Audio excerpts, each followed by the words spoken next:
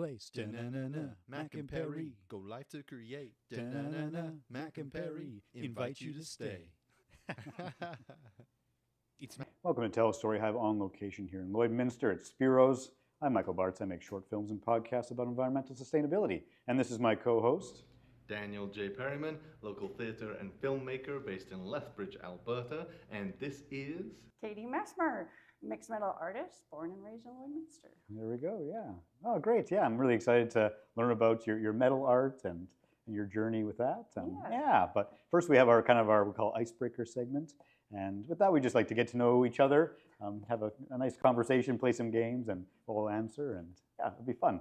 So our first kind of game we play is trivia. How are you at trivia, Katy? Oh, I suck. Yeah.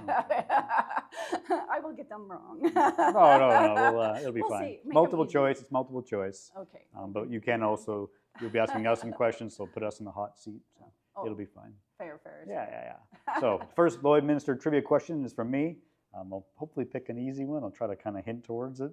But talking about the settlement of Lloydminster way back in 1903.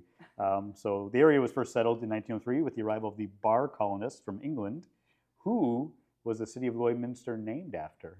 Was it A, Lloyd Lightning Roberts, the colony's only competitive speed walker who got there 18 seconds before everyone else?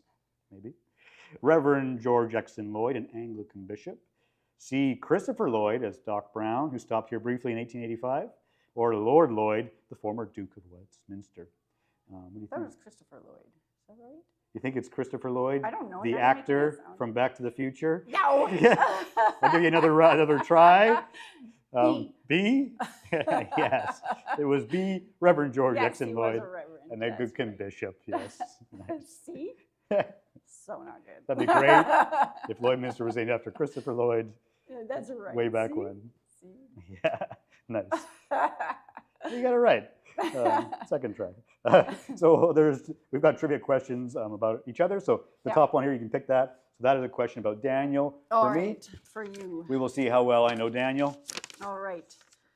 My family owns a welding machine shop. Daniel has only ever welded once. At which of the jobs he has done or is doing did he try welding? A, while at Atlantic Inc. for the sugar beet harvest. B, while at Precon building concrete structures. C, while doing an interview for On Location. D, while at Lethbridge Polytech for student scenarios in the Justice Program. Interesting. Yes, I know some of them aren't applicable to welding.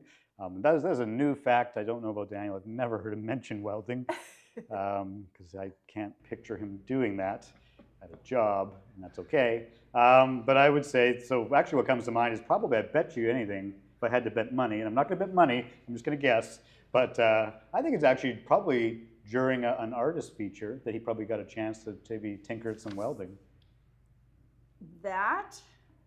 Which one was that one? No, He's while shaking his head? at Precon building concrete structures. Oh, well, hopefully that building didn't fall apart. Oh, good. Nice, good stuff. All right. We're 0 for 0. Yeah, we're doing good this morning. So now we've got one more Lloydminster trivia question from Daniel to you.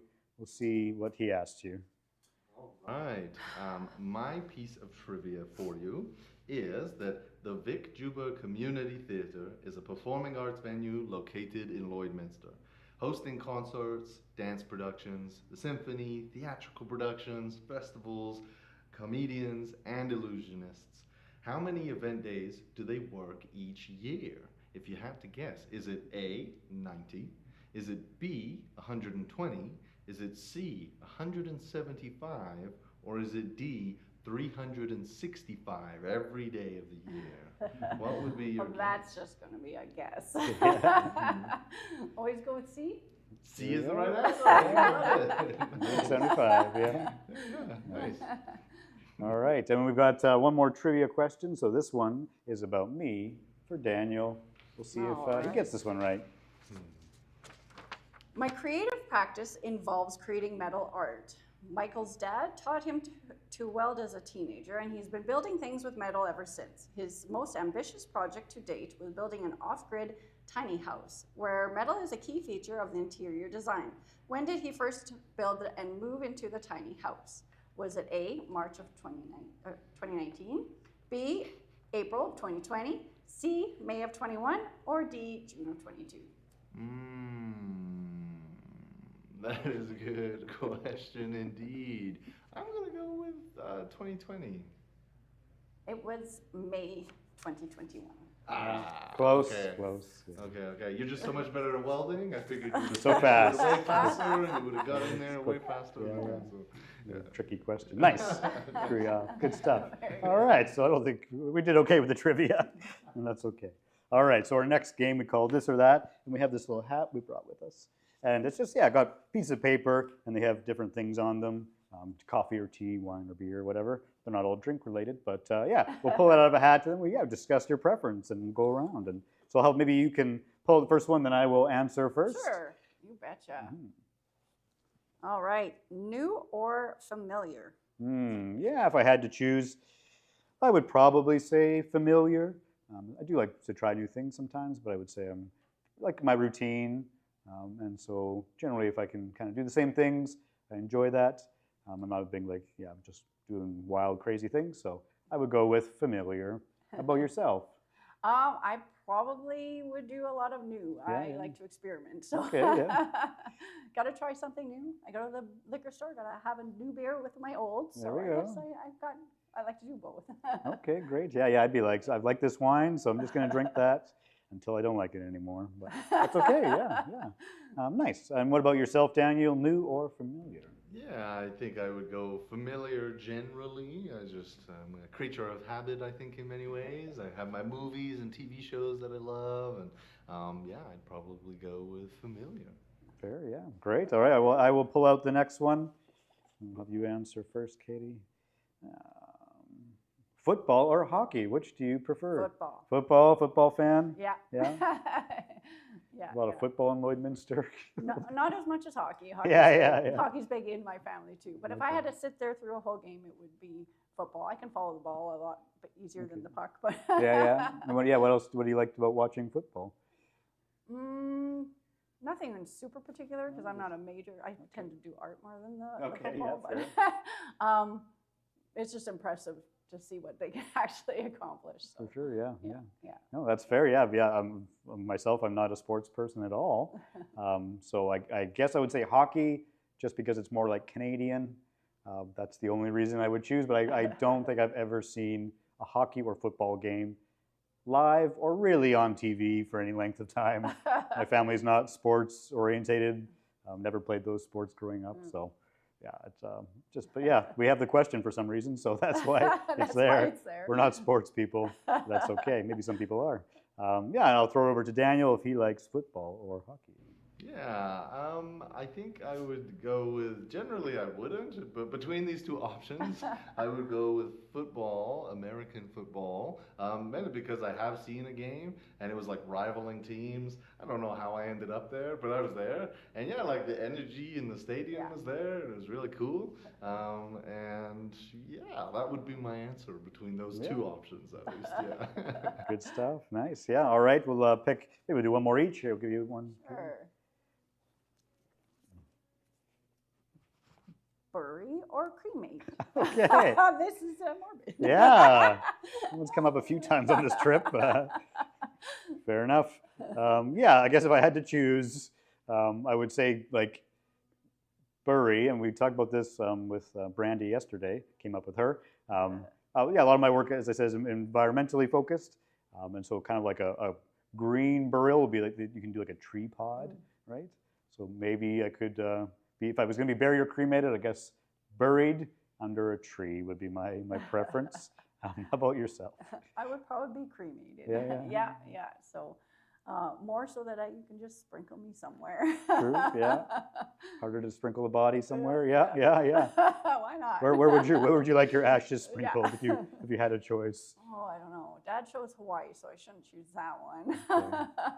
But probably my acreage. Acreage. Oh, nice. Probably lots of memories there. Well, it's where you build your home. So. Okay. That makes sense. Nice. Good stuff. Daniel, would you rather be buried or cremated when you die? I think between the two, I would also love to be buried with a tree, and whatnot. But doing those two, I could also do cremate. And like, I don't know, I've seen some really cool art where they actually like, include the ashes like in a guitar or in a piece of architecture. And just kind of like, I just thought that was a cool idea, and that, I don't know, I haven't thought about it too much more than that. So that was another thought. Yeah. Make some art, nice. That's great. All right, we'll do one more of this or that, and then we'll move on to our tumbling towers. Okay, matching or mismatching socks? What do you prefer? Matching. Yeah, matching. Yeah, my daughters do mismatching, but Okay. I have to have them matching. At least the same type. Sure. Because they can't sit in different. I feel crooked. Oh, they feel different. Yeah. I don't know if there's like a right or a left for you. I don't know, but I guess they kind of formed your No, that feet, it doesn't matter. It's just whichever one the hole doesn't stick your toe out. But Fair, yeah. Nice. Yeah, kind of a random question, I know. Yeah, you never know. Some people have preferences. Yeah, I'm definitely a matching person. I've never really mismatched socks on purpose. Yeah, and I have like multiple, like a style of sock with like multiple pairs of that. So I can just pick the random, like, oh, good, these are the set. They'll go together, and yeah, I just match them. I don't have to think about it too much. I'll throw it over to Daniel. Matching or mismatching socks? Yeah, generally I'm matching, but today I am definitely Ooh. mismatching. And it's on purpose. And they're the same like style, but I think I just lost the other one for each of them. So I just put them together, and I'm okay with that. So that's where I'm at in life. Yeah. Great. Yeah, sometimes you have to mismatch, I guess, as long when as you're they feel the same. on the road. Yeah. Nice. Good stuff. All right, so our last little game here we call Tumbling Towers. And yeah, have you played this Tumbling Towers game before? What, with real big ones on a table. Yeah, yes. like the giant tumbling towers. They're a little more forgiving. Yeah, fair. Yeah. So we refresh you on the rules. Why not? So technically, the top three you can't take from, but you could if you really want. And yeah, you just poke around, you find a loose tile, and then you pull it out and put it on top, and then each tile has a number, and that corresponds to an open-ended question that we'll ask. Very cool. Yeah, and it'll be fun. So I think I pulled the last one, so I'll get you to pull the first tile. Alrighty. Find a loose one. Oh yeah, nice and low down. That's good. 53. All right, I forgot that one for a while. If you could strengthen one of your senses, which sense would you choose? Definitely not smell. I don't want that. Yeah. Yeah, I guess it would be sight. Yeah. Yeah, that would be. What would you do with that? We'll call it a superpower, I guess. I think it would be more like for superpower reasons. Yeah. Yeah. See really far away. Because I'm always like trying to see what's out in the field or whatnot. Yeah, I totally would. Come handy on the acreage. Yeah. It'd be handy on the acreage. Nice. Well, normally I would choose sight, but you chose that one. That's okay. We only have so many senses. I'm going to go with taste, actually. I just threw that out there. Yeah, if things like somehow like make food taste like 100 times better, that'd be interesting. Maybe that could be cool. Super hypersensitive taste, I guess. Maybe that would be a good sense. I'll throw it over to Daniel. What sense would you like to strengthen? I think for myself, it would either be smell, because I have a terrible sense of smell currently, or hearing. I feel like hearing is one of those things that goes without you noticing when you age, until it's too late. And so yeah, if I just didn't have to think about that and I could just always hear people nicely, that would be awesome. So yeah. There we go. Nice. Good stuff. I will pull the next tile. Oh boy. There's a nice loose one. 37.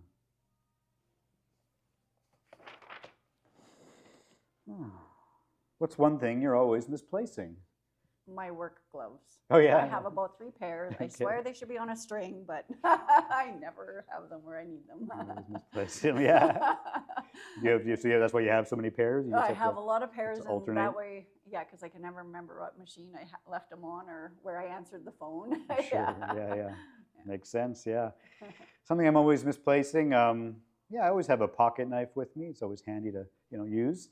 And I find so many times, whether it gets caught on my jacket or something, somehow it falls out. I just always kind of like, where's my pocket knife? I always have it with me. Oh, wait, no, it is here, yeah. So actually I ended up like, at one point I found a knife I really liked. And so I ended up like buying 4 of the same one, kind of like your gloves. Yeah. And I just keep them in a very specific box in the house. And so when I misplace my pocket knife, which I have done currently, this is my like replacement knife.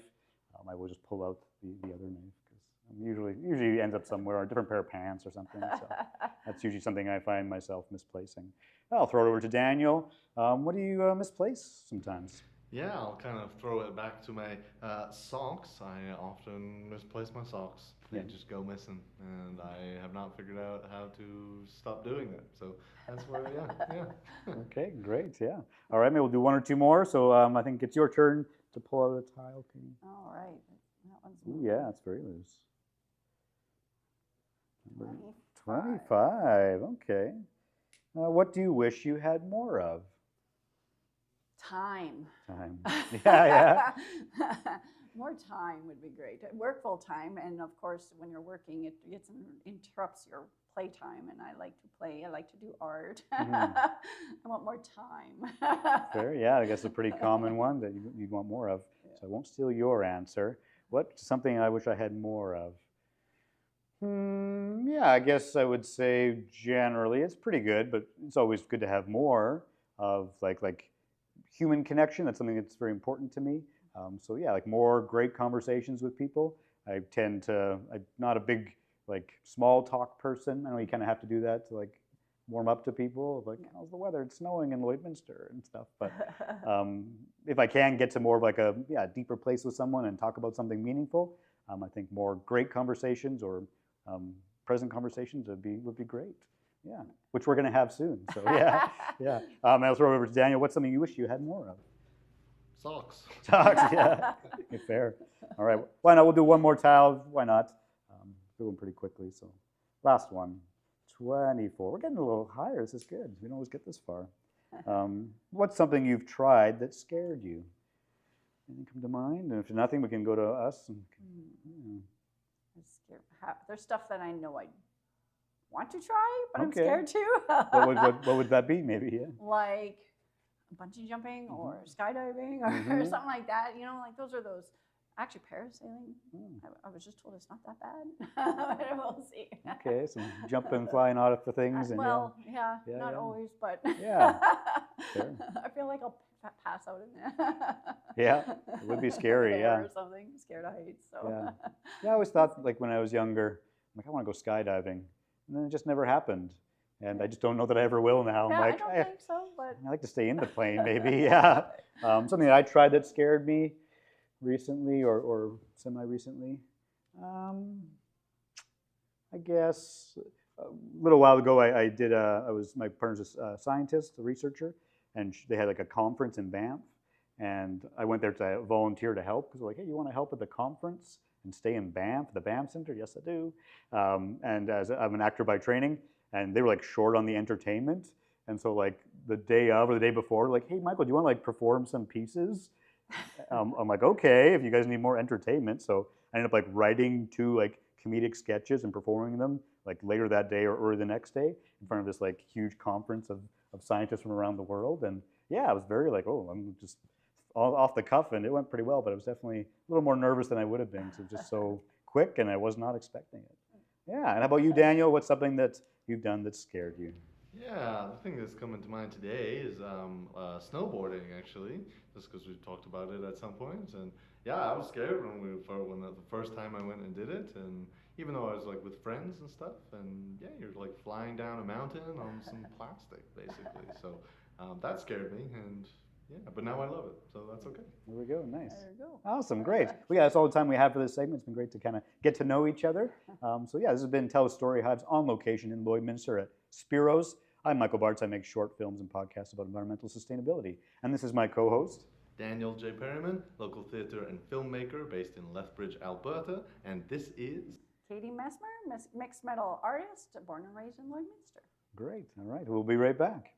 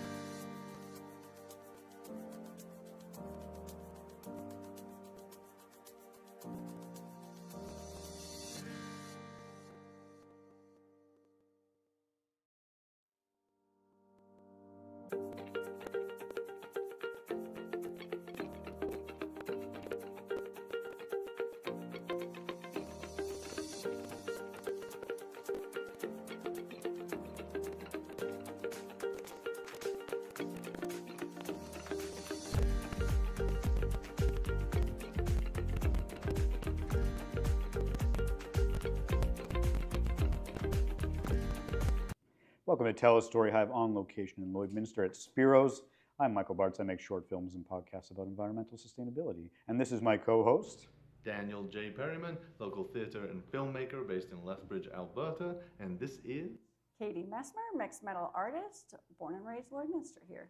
Great. All right. Yeah, it was great to get to know you, Katy, a bit, know each other. Learn if you like to be buried or cremated. It was lovely. Probably didn't think you'd be talking about that in the morning, but this segment's kind of the interview, and I'm always just really curious about the artists we meet, kind of their journey, because I feel like everyone has a different path to their creative practice, and I'm always curious to learn about kind of where you started, where you've been, talk about that journey, and have a good conversation. So yeah, I think like you mentioned what you do very briefly with our introduction, but I guess if you could elaborate just a little bit more at the start of tell me a little bit more about your metal art. Well, I actually have two very vast different metal art procedures. Okay. So I have a structural sculpture and functional arts kind of style, which is more like the tree here that you see. Mm-hmm. But then I also have a metal mosaic chip art that I do that is more like a fine art, mixed media, mm-hmm. for wall hangings and whatnot. So okay. So it's very different. I like to call it a winter and summer thing. Okay. I don't always get out to my welding shop in the winter, but I do like to have a lot of garden art. I do, the bigger the better. Most of my pieces are about 3 to 7 feet tall. Okay. I just like to beautify the yard. When you have a big yard, you need big pieces. Absolutely, yeah. So the winter summer thing, that would be like, would you actually build pieces outside in the summer, or? Yeah, I would drag them. It's easier to drag them and drag your material in and out of the shop and things like that when you're not having to go through snow. Fair, yeah, fair. Yeah, and then the metal chip art is a lot nicer to do a nice warm shop or warm art studio. Yeah, in the winter, eh? Nice, good stuff. Yeah, I mean, I'm really curious to dive into that more and maybe try as much as we can to learn about both of those things at the same time. But yeah, I guess we can go back to maybe the beginning or earlier on in your life. Because you're a machinist by trade, right? I am, yeah. So I started when I was 14 at the family machine shop, Triland Welding and Machine. We're a maintenance and repair shop. So I learned all sorts of skill sets from there, but that's where I got my training to be a machinist. And so I went the technical aspect of the metal came first, as far as it turning into art. But so I worked there, got my journeyman's in machining, but being a welding shop, I slowly had to learn over the past 20 years the welding into things as well. So especially the more fun pieces that were requested that were more artistically done, I just kind of learned as I went, and then had to step it up to fix the farmer stuff too. Of course.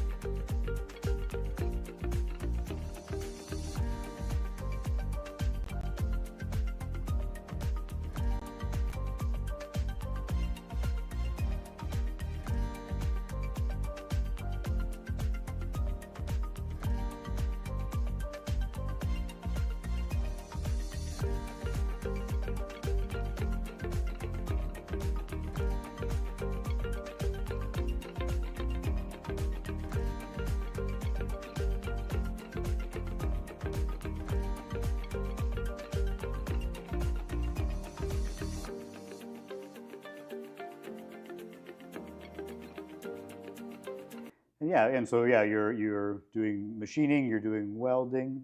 That's what you were doing. I'm curious because I don't know a lot about. I do some welding, but I don't know a lot about machining. So what sort of like machining would you do at your shop? I'm a manual machinist. So nowadays there's a separation between manual and like CNC operators. Okay. CNCs, I have one in the shop where you program it and then it cuts your metal for you. But I'm old school. We're a very old school shop. and there's a lot of things that we do that that aren't trained anymore. So like what? Just certain types of fixing. You have to get really creative when it comes to, like, farmers do miraculous disasters, we call them, and they come in going, yeah, but you can fix it for us, and they're right. We get very creative, and we have to make the machines do something that is harder to program to do it versus manually making them do it. So, yeah, so you have very custom pieces then. Yes, yeah, we do very, very custom. We do some production pieces that come through, but majority of it is something new every day. Nice. That's the way I like it. Yeah, there we go. Yeah, lots of variety. Yeah. Being a machinist for so long, like, what do you enjoy about machinisting? Is that what you machining? Yeah. Machining, yeah. I've never decided that. I've always decided that I love the job. Like, I chose the right career for myself. So it just comes naturally. The part that I enjoy the most, I don't know, everything's different, I guess. But it is very satisfying getting the right kind of chips coming off your machine the way they're supposed to. Okay. So when you have a nice good cut and they're not flying in your face and down your shirt, you're doing good. Nice, yeah, I like that. Yeah. And you were saying earlier that you actually won an award machining, right? Yes. Yeah. No, I'm a record-breaking, award-winning machinist. First person in Saskatchewan to ever get 100%.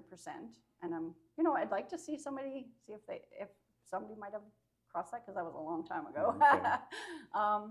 And then award-winning as well. Yeah. At our shop there, we train them good. My brother also got an award for his machining. So yeah, my dad's always thrown us into the machines, and one machine at a time, starting at 14 years old, and away you go. Next machine. There Let's we go. do it. Nice. There's no reason why you can't learn. Absolutely, yeah. Well, that's great. And then you said at the shop now, you're also welding. Yeah. And maybe there were some like creative pieces. Like, what sort of pieces might people bring in that weren't as like conventional, like a piece of farm machinery? Well, I've come over the years. I've been approached for memorial pieces, things for grave sites. That one really connects, and that one really is an emotional piece for people. So I do like to hear their story and build a piece that really represents the person.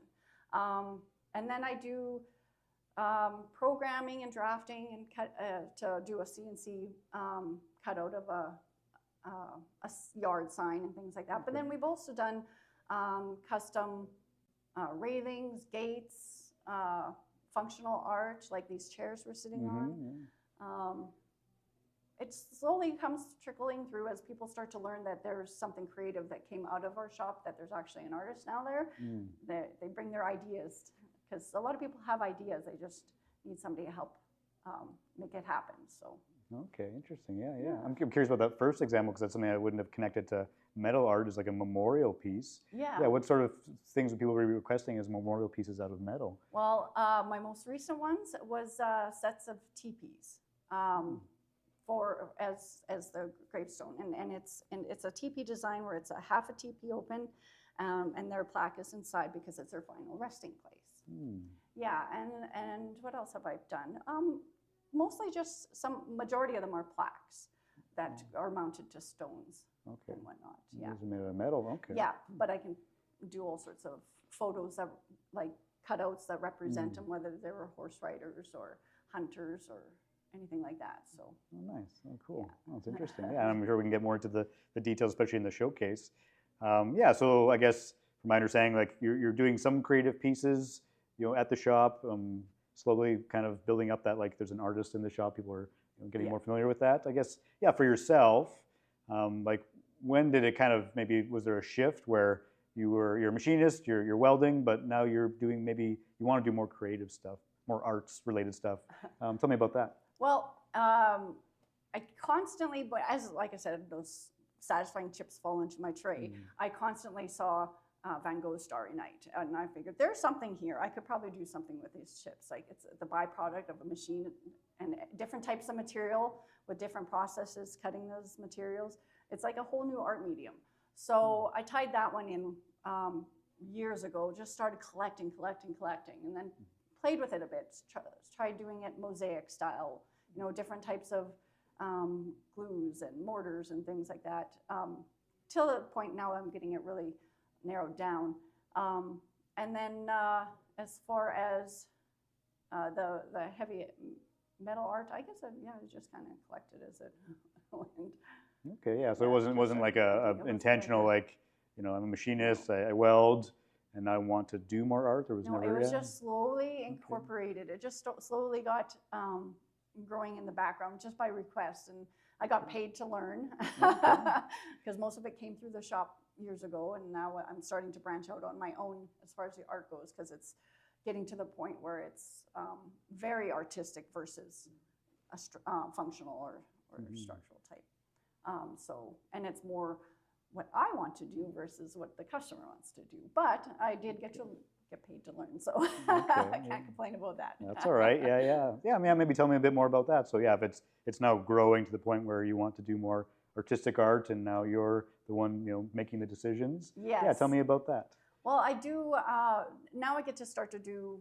I like to design stuff for outdoors. I'm really working towards kinetic sculptures. I've got a couple out there I've done, and they really are fascinating to me because they've got a lot of different types of mechanisms and concept that it uses, because it's called feathering, so that the wind works against itself to keep it from going off the rails. So I'd like to incorporate more of that, but I also get to use my machine background, because you got a machine for the bearings to fit in there and all that, and it's got to be balanced, so it takes a lot of technical side of things. And because I have that technical side, I really like to incorporate it into the art. But I really like outdoor art, and I like big art, and I need bigger machines now. But but working while I'm starting this process, it works. I'm able to slowly build on the tooling I need as I work my way into maybe doing less farm and more art. Yeah, you're outgrowing the machines. Outgrowing the machines, yeah. I guess, what's maybe like a machine you would maybe like to have that would help you with that art? A spiral bender that I don't have to do it myself. Okay. Spiral bending, you have to crank it yourself, and you got to roll. So a pipe, like a spiral roller and a spiral bender, there's very few machines that do it, but I might have to build one. There we go, yeah. I have the technology, so I probably will. Might as well, yeah. Yeah, one of our this or that questions, we didn't get to it, is a build it or buy it. And I feel like I know what you would answer. 100%. I would hope, yeah. Yeah, I guess that's interesting, yeah, like thinking about, especially if you're making larger pieces, sculpture pieces, they wouldn't necessarily have a tool to do that. That's a very specific thing. So yeah, building your own, that would be interesting, Yeah, especially then I can design it to what my needs versus what they offer, for the type of material that I like to work with, Okay, because that would change how what machine you might use. Exactly, Yeah, interesting, yeah. And how would you, so it's the metal is spiraling. I guess what sort of, you said you had to do it by hand normally, so you could automate it then? Or? Oh, yeah, no, I would just have it like an on-foot pedal, mostly power operated. Hydraulics works the best, but it's a lot more to it than I would just have foot operated, where you can start and stop the machine at spots where you need to that's good enough for me. But So have that artistic control. Exactly, Oh, nice. Interesting. Yeah, that's cool. Yeah, it's definitely another level of artistry is building your own machines, and Yes, absolutely. And even so you mentioned even like building the bearings and stuff too, right? Like within the bearing holders and in order to the technical components and things. Same with when you're building for gates and whatnot. You have to build the hinges. There's a lot of little machining parts that you need made up, and rather than hire somebody else to do it, I'm a one-stop shop. Makes sense. Yeah, and maybe it's also like an aesthetic choice too. But yes, that way I can control where and how it looks. Is there anything like within your artistic pieces, I guess, that you would have to get someone else to make, or not make yourself possibly? Like, oh man, I really want this drone incorporated. I don't know. Not that. Yeah, it's okay. Yeah. Because I do. A lot of my stuff has lighting put into it, and so what I would need to do is maybe learn from somebody that step, because it's only a simple step, but I'd like to have a concept. So I like learning things from other people's to incorporate it into my art. So I would learn like a little more of the how to get the wiring and the to have the light where I want it kind of thing versus just whatever I can buy off the shelf.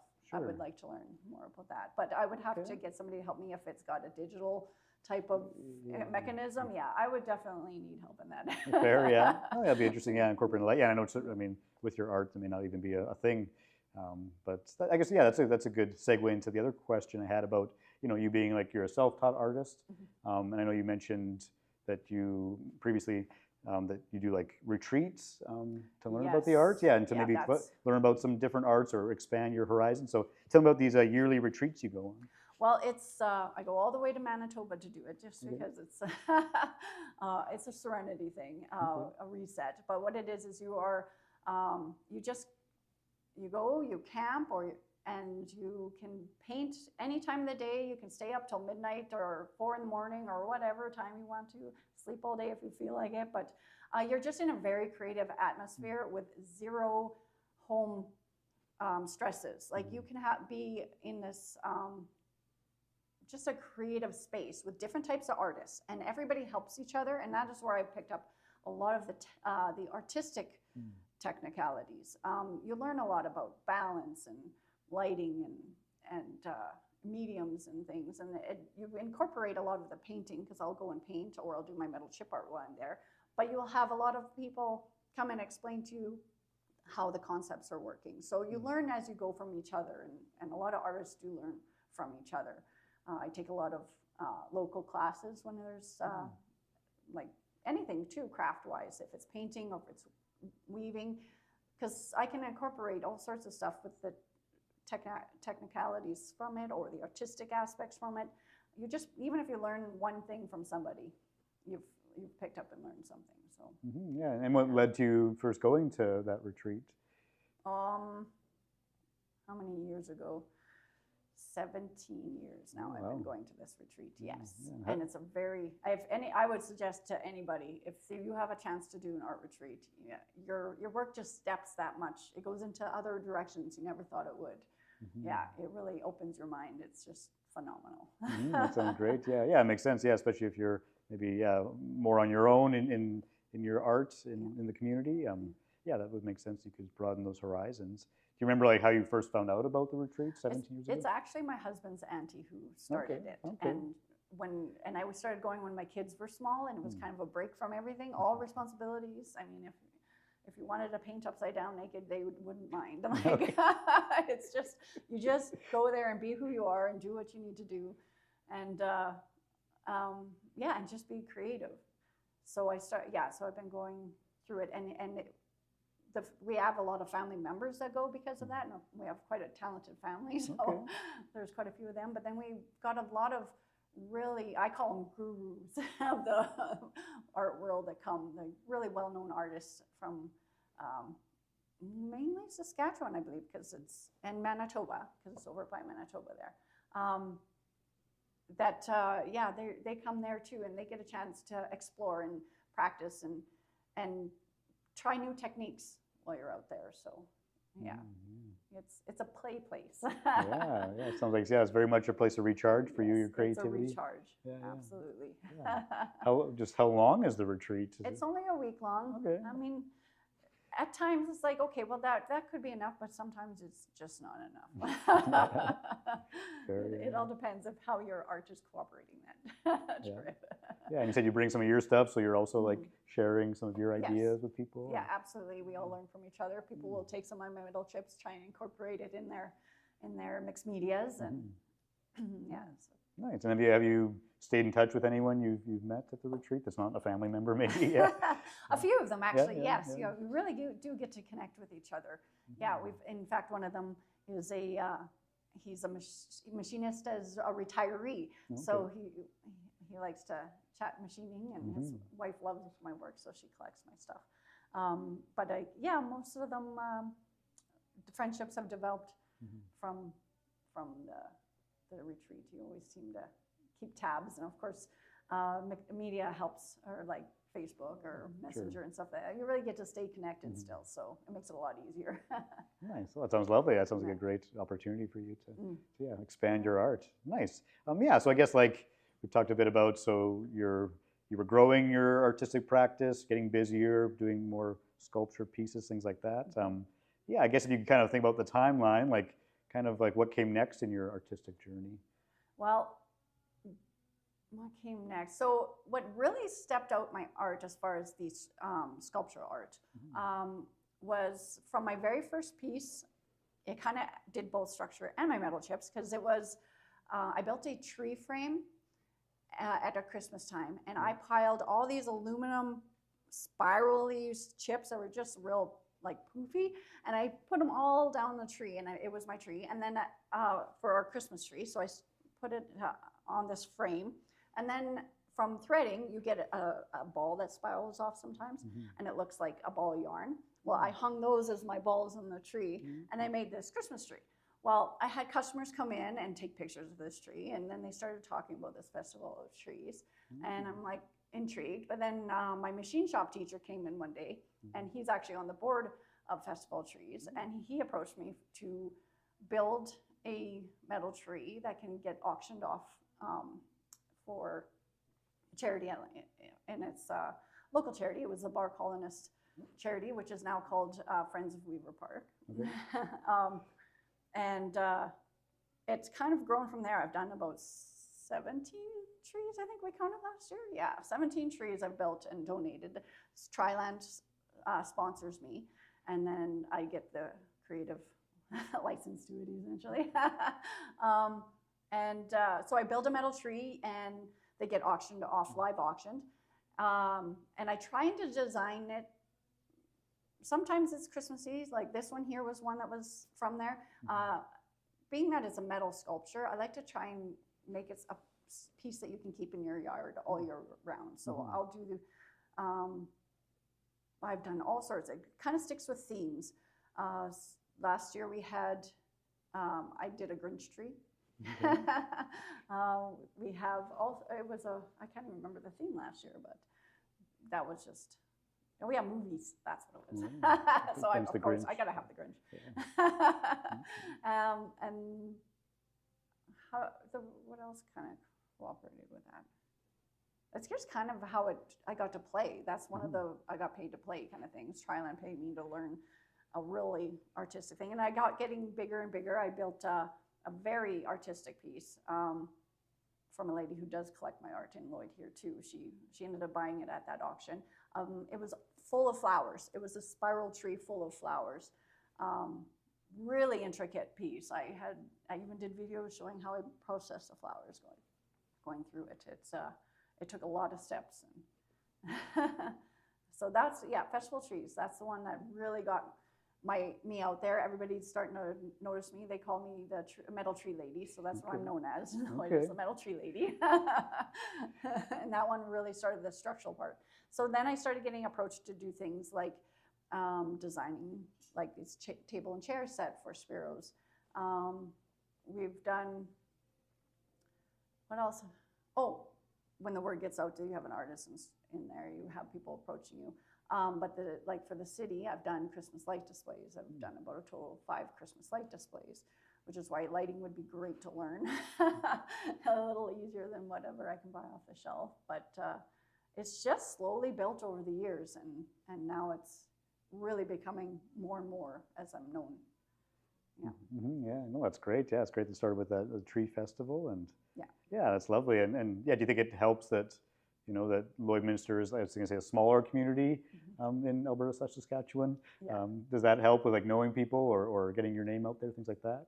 Absolutely, especially when you get involved yourself with them. Like you know, over the years, I actually joined in with the Festival of Trees to be on the committee with them as well, because it's a great way to meet people. And then a lot of these people that you meet, they're on other boards. So you get to learn about like Arts Without Borders. I didn't, you know, like hey, did you know we have this? I do now, that kind of thing. Okay. So yeah, it's a really good way to connect. Absolutely, yeah. And I guess we didn't say like specifically this Festival of Trees. like you're auctioning off these trees. Like what exactly goes on at this festival? So we set up the trees first, and so when there's other trees, other people will come and decorate just standard Christmas trees, and then I just haul mine in. But we have them set up at a venue. Years ago, it started with Spiro's here, but now we've outgrown it, and so we go to different event places in Lloydminster here. But we set them up for a week. People can come and go and see them throughout the week, enjoy the trees, enjoy the theme. We do little write-ups about them, each tree, because they all tell a story. And then we have a cookies and carols night that the kids get to come see the tree. We have dancing, singers, piano players, entertainment, whatever we can get that year. And then we go to have an evening, like a gala. So we've got, it starts with a beautiful pianist that plays while you're eating I don't know, big course meal. Anyways, you got the whole works. We have tree polls. So we have these, you buy a chance to take a present off the tree, and then inside is a number, and they announce the winning number. So it's kind of like a draw of some sort, but a more fun Christmassy way to do it. And then we actually get a live auctioneer who comes in there, and we have spotters around the room, and it gets pretty wild sometimes. Yeah. And they auction it off to the highest bidder. Yeah. Nice. Yeah. I mean, what's I like to see, like, because you're there, I assume. Yeah. Yeah. To see like your piece being auctioned off. Tell me about that experience. Well, it's quite fun because you always want to make sure that it goes for its, it's got to go for its value, or you don't want to see, you get to see what people like and don't like as far as art goes. But when it comes to my pieces, they're a forever piece. A lot of people will come there to buy a tree and donate it to a senior home or something like that. My piece is an art piece, so art has to speak to a person, and so and you have to have a room to store it. That's half the problem sometimes. So I just try and design the ones that are Christmassy to at least fold up or put away, and that's half the battle. But it's really exciting to see it go, because there's somewhere it was the very first one, and people were fighting over it, and it was the highest I've ever seen the trees go, and they were just back and forth trying to go higher, higher, higher, and we ended up getting loads of. It's so exciting when that happens. So. Absolutely, yeah. Especially your first one, what a great experience. And, especially if it's also just benefiting the community. It is, absolutely, yeah.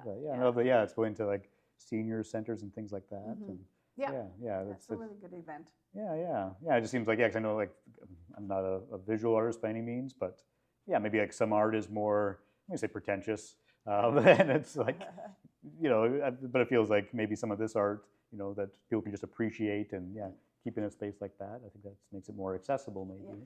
Yes. Yeah. It's exactly, lovely. Yeah, and hopefully, like I said, they're not too heavy. We had to move this one. It's not too heavy, but yeah.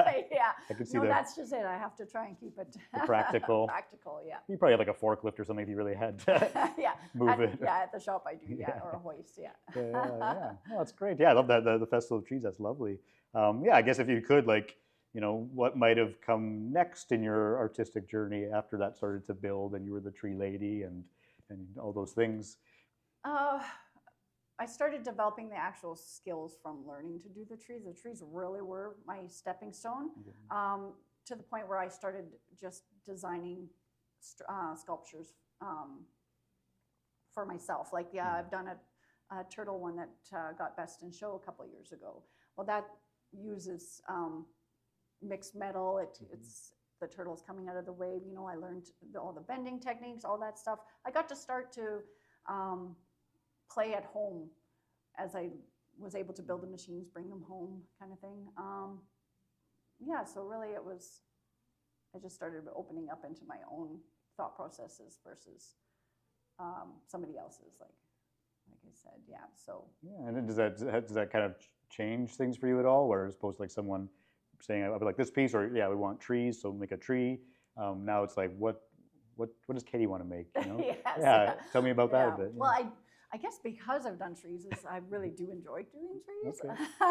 And I've worked on, building your flowers, and it's kind of, flowers seems to be a really good beginning one for people to learn from.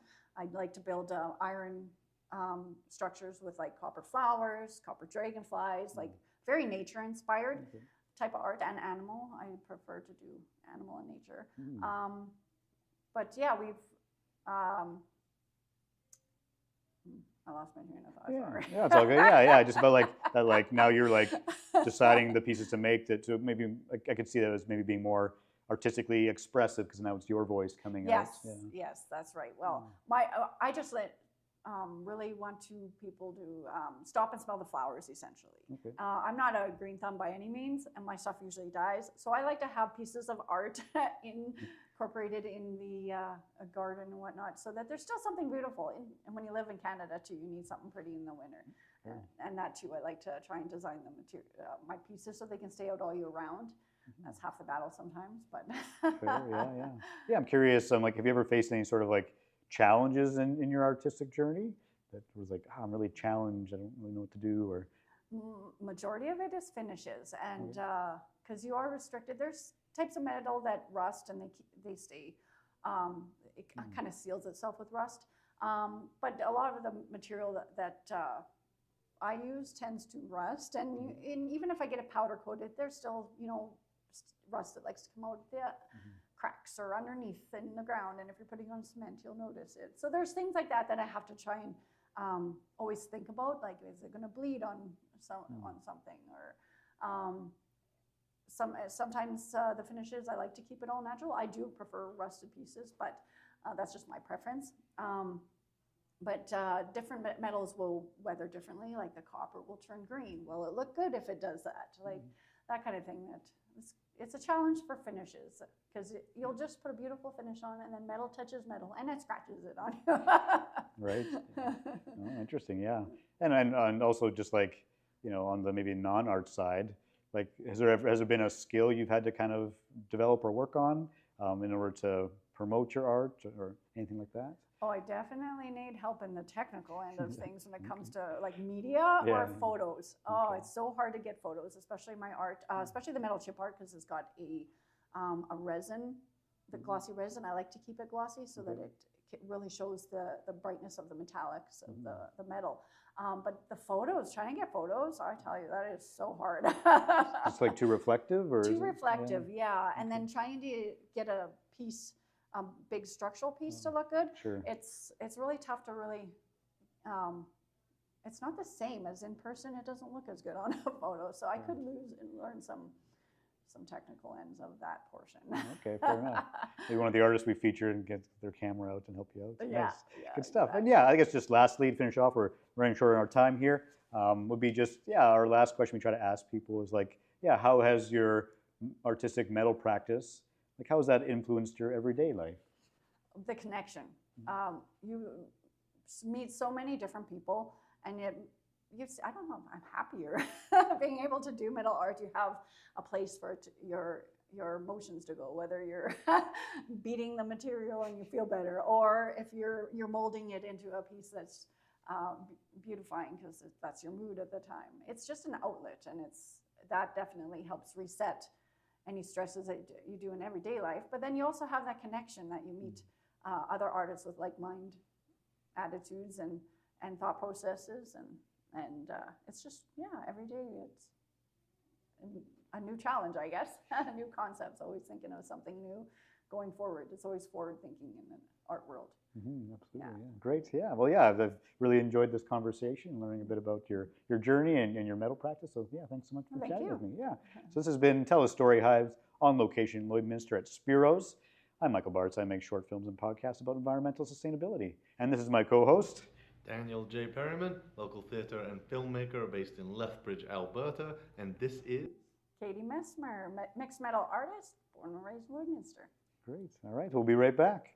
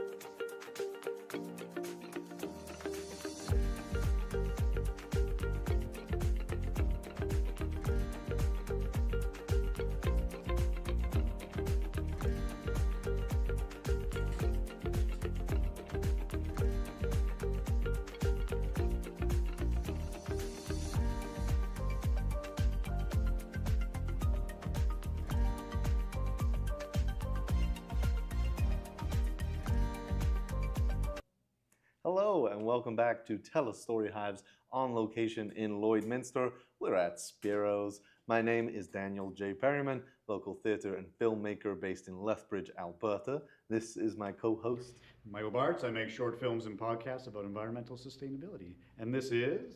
Katy Messmer, mixed metal artist, born and raised in Lloydminster here. Yeah, you are.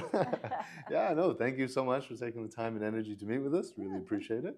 And yeah, thank you so much for bringing your pieces and just bringing so much for us to talk about here in your showcase. So, I'm a busy person. Yeah.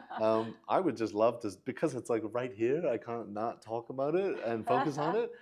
So what can you tell me just overall about this piece in the center? This one here was a piece that I designed for Festival of Trees. It's about the tree of life and about everybody has that same connection because a lot of religions have the tree of life in their story, and it's all about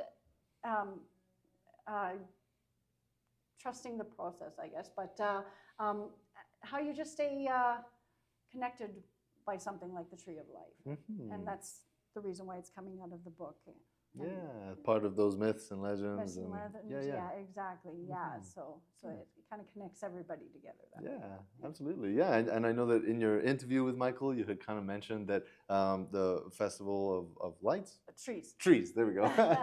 that was kind of like, you know, your stepping stones really into some of this work. Yes, was this like your first piece or your most recent piece? This is about halfway through. Halfway through, okay, yeah. And so just talking more specifically about that process, trusting in that process, what were some of the techniques? Because I look at this and I think it's magnificent, but I have no idea what sort of techniques you might have used for different parts, and even the material itself. There's so much we could talk about, but maybe let's start with material. Okay. What kind of materials are kind of a part of It's this? all basically your mild steel. Okay. So it's just your standard iron that you can buy. And the wire I used for the leaves is actually your fencing wire. It's a lot of tubes and pipes that is just your standard structural steel. And then the process was the mixture of the metal and the wire weaving kind of techniques that I used. Welding them in place, and then you have the sheet metal work in here as well in order to get the book formed. Yeah, and so they're because I see different colors of steel. Do they start that way, or do you have to paint? Or? These ones are powder coated. The Festival of Trees I do like to get powder coated. Yeah. So I have to make sure I have them separated so that I can bolt them together with the different colors if I want more than one color. Right. And sorry, what does the powdered coating do? Powder coating, it's a baked on kind of a magnetic paint that gets baked on. Yeah. And it's one of the best to stand up to the elements outside. So, Right. Yeah, and then the lights in here. Yes, fiber optic. Fiber optic. Yes, Yeah, I like using fiber optic the best, but you have to have an engine that have to hide an engine in there, so you always got to make sure you can get access to it if you need to. This one so far is a pretty good one. We don't need to. I don't have to tend to this one, but and then it's just a matter of running all the fibers through the tubes. But you have to pre-plan it because it's a lot harder to cut your welds off when you need to change something. So pre-planning is the biggest portion when it comes to these. I love that. And tell me a bit more about the pre-planning, because what does that look like? Are you drawing sketches or are you mapping it out in your brain? Or majority of it's in the brain. I will do just a sketch to see proportions wise. But most of the time it's just in my thought process. It's kind of how it's been my whole life working in the trade. So I can just lay it out and have them. Sometimes I have to tweak it halfway through. Sure. But yeah, no, it's just up here. It's really hard to replicate it. I will draw it on the cement sometimes too. Okay. Yeah, when there is a flat section, I will draw it on the cement and work on the floor. Nice. Okay. And in your interview with Michael, you mentioned something that really captured my imagination, and it's just that idea that like each piece that you maybe work on is a place for your emotions to go. Yes. And you mentioned a bit about the story behind this, the imagery and symbology. But I'm just curious if you can recall, like, were there any specific emotions associated with like building this piece or the event that it was for that comes to mind? Well, the event was the Festival of Trees. We always have a theme. I can't even remember the themes half the time because there's some fun kind of name that they put to it. Yeah. But this one here was actually the process of doing the bark in the bottom Yeah. was very calming, honestly. When you get to just do the same repetitive marks trying to make all your bark look real and whatnot. That was actually very soothing. And then same with the placement of the leaves. You're trying to bend and form the leaves. It's I find it very calming.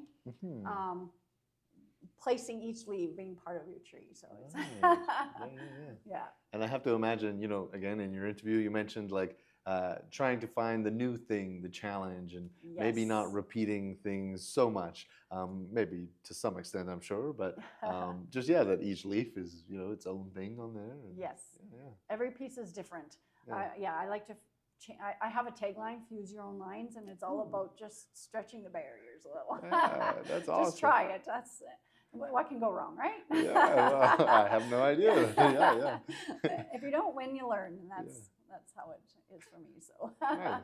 Awesome. Yeah. And since we're right here, let's just jump along to this piece. What can you tell me about this piece? Well, this one here is it's actually a byproduct of my machines. Like I'll collect chips, and I've got everybody trained at the shop to help me collect chips when I find some really cool new ones. But each type of material that comes off will come off with different colors. It will heat at different points when it cuts. So my first cut will have one color, and then the next cut will have another color. And so I like to use them in a mosaic style way. Using them as they are. I call it metal in the raw because I don't color them. That is how they come off, and that's how I want to use it in the piece. Straight up the way it comes off the machines. Yeah. And we obviously have a turtle or tortoise. Turtle. Yeah, it's just a little baby one. Yep, and he's on his way to the ocean there. I wrote up this story behind it. It's called Wave of Resilience there. Ooh. And it's all about catching the next wave because there's always another one coming. So, yeah. May I read this? Actually, yes, you this can. is beautiful. Absolutely. Okay, let me just see if I can read this while it's here. Okay, Wave of resilience. When you think you've missed the perfect wave, just remember the next one is always coming.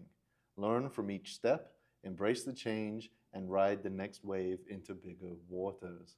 Yes. Oh, I love that so much. Oh my gosh. And so, all the different colors that are in here, you wouldn't have treated any of those pieces, even the blue eyes at the top there, which are gorgeous. That one is new. Okay, that one is treated. Okay. That one there is the resin that I did use a color for. Right. Sometimes I will use a chip in that, but I really wanted his eyes to pop differently on that one. Yeah. Yes. Yeah. And had you made anything like this before this piece? Yes, I usually cover the entire canvas, essentially. This is an aluminum mounted to a board canvas.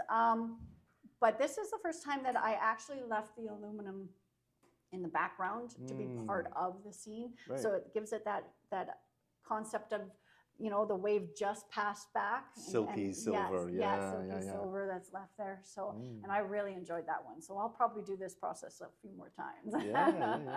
And I think you had mentioned that you do use a resin on top, right? I do, to seal it in. The metal chips, the hardest part is keeping it in place. I tried grout years ago, but I really find that just a strong diamond style of glue holds from the bottom, and then just so it stays put a little bit while I'm trying to seal them, and then I need to seal them from the top. And I used to use layers and layers of shellac, but it wasn't quite giving me the effect I wanted. So the resin in the end is doing the trick, because you got to be careful with the metal. Some pieces will rust on you if you're not using the right product. So there was a lot of trial and error trying to find a product that wouldn't kind of chemically react with some of the different types of metals. I mean, I know nothing about the chemical reactions and that side of things. So that's super interesting that you get to experience that and play with that. That's amazing.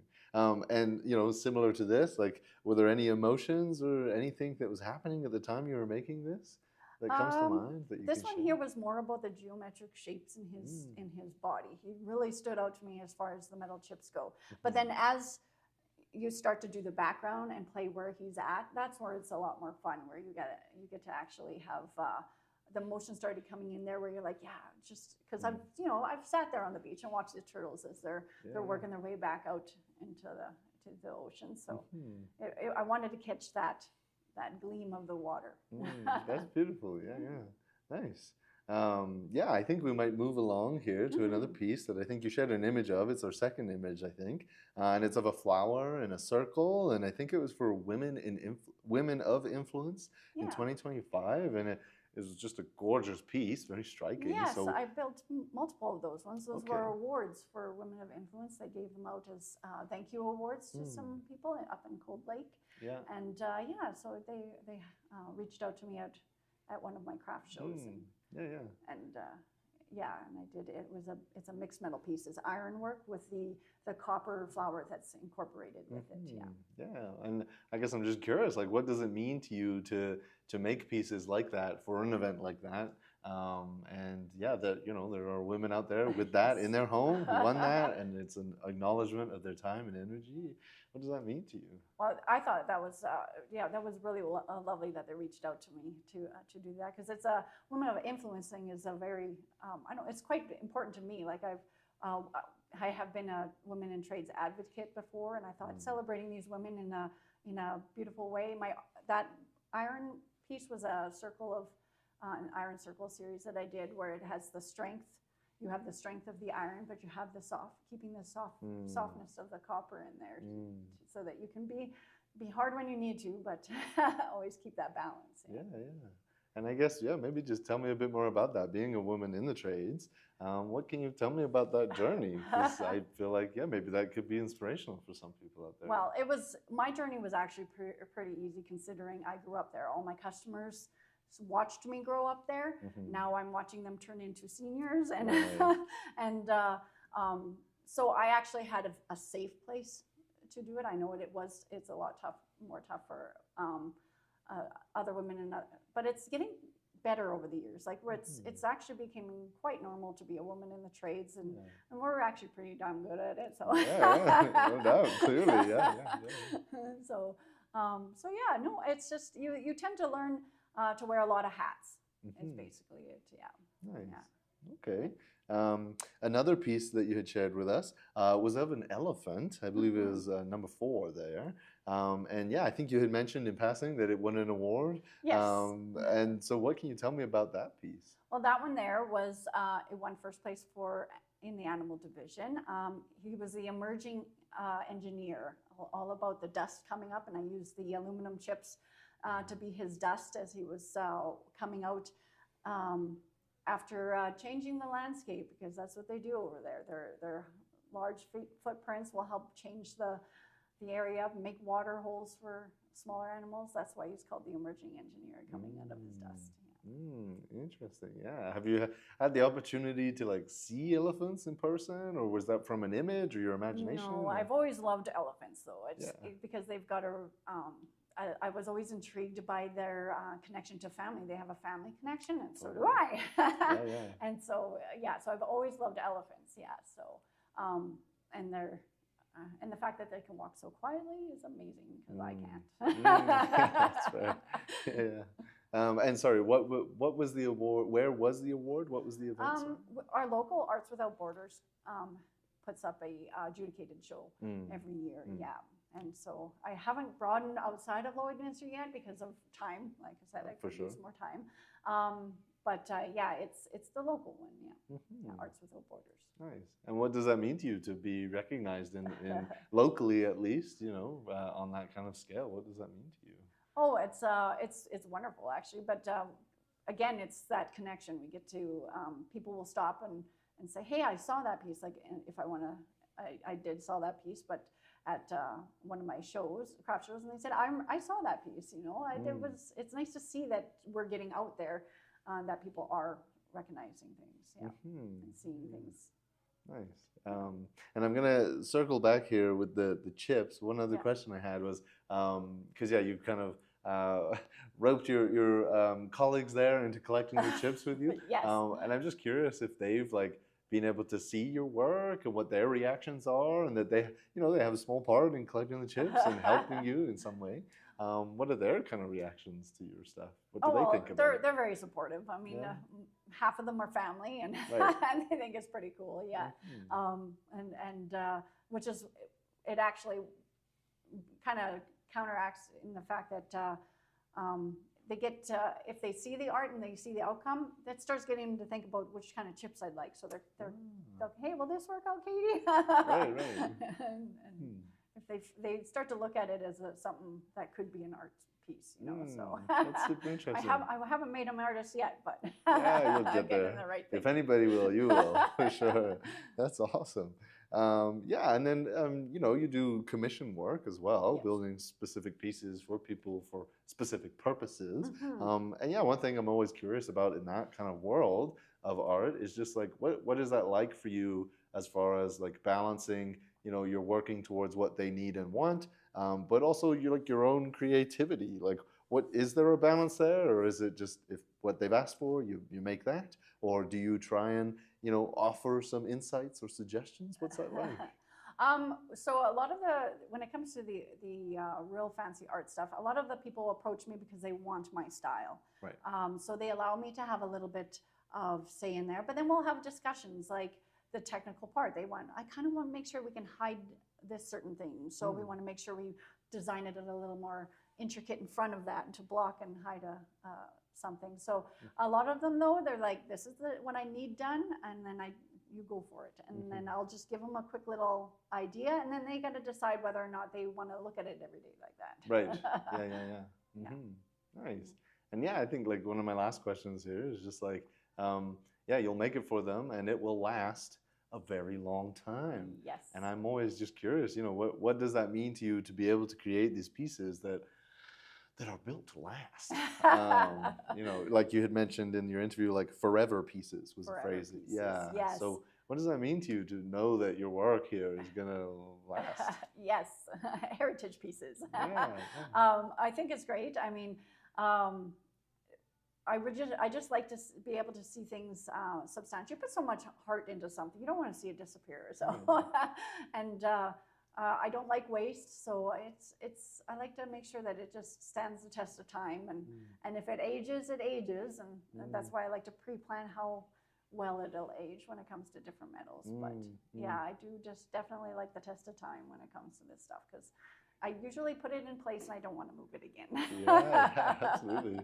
And I just, one of the things I'm seeing there is just that idea of like, you had mentioned, time is the thing you'd always like more of. Yes. And I just really see that fierce spirit in you where you're like, you know what I mean? You're going to fight that challenge. You're going to rise to it and build things that last and put the time and energy into it. So I think that's really awesome. Thank you.